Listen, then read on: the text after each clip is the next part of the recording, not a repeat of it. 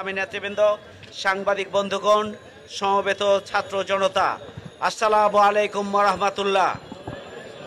সংগ্রামী ভাই ও বন্ধুগণ, ফিলিস্তিনের গাজা এবং রাফার উপরে ওই সন্ত্রাসী ইসরায়েলি বাহিনী মাসের পর মাস জুড়ে নির্মমভাবে গণহত্যা পরিচালনা করে চলেছে। আজকের পৃথিবী আজকে বাকরুদ্ধ হয়েছে।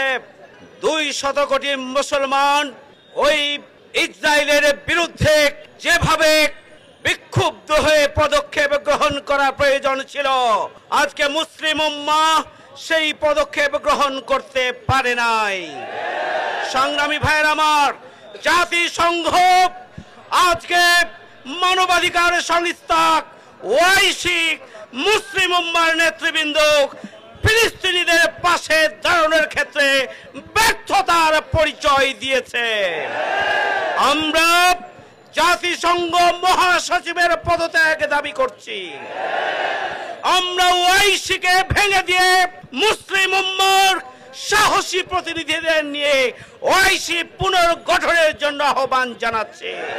সংগ্রামী ভাইয়ের আমার, আজকে গোটা পৃথিবীর নিরীহ মুসলিম জনতা এক হয়েছে। দেশে দেশে তারা বিক্ষোভ শুরু করেছে।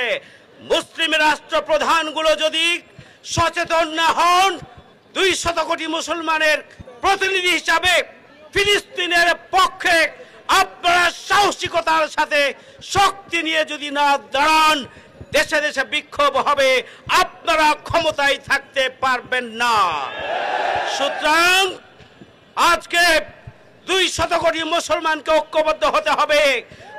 জাতিসংঘকে বাধ্য করতে হবে ফিলিস্তিনের পক্ষে ভূমিকা পালনের মাধ্যমে গাজা এবং রাফার নিরীহ মানুষকে সুরক্ষার জন্য পদক্ষেপ তাদেরকে গ্রহণ করতে হবে।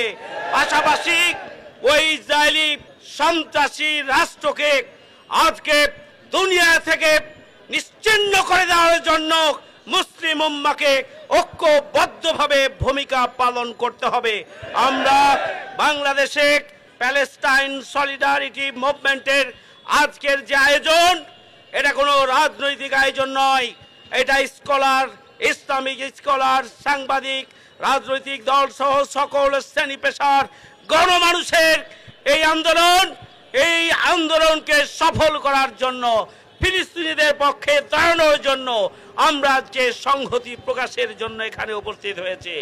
আমরা ঢাকা মহানগরী দক্ষিণ জামাত ইসলামীর পক্ষ থেকে আমরা আজকের আয়োজনকে ফিলিস্তিনিদের পক্ষে সংহতি প্রকাশের মাধ্যমে আগামী দিনে ফিলিস্তিনকে একটি স্বাধীন রাষ্ট্র ঘোষণার আন্দোলনকে বেগবান করার জন্য একটি মাইল ফলক অনুষ্ঠানের সাথে আমরা সংহতি প্রকাশ করেই আমার বক্তব্য এখানে শেষ করছি।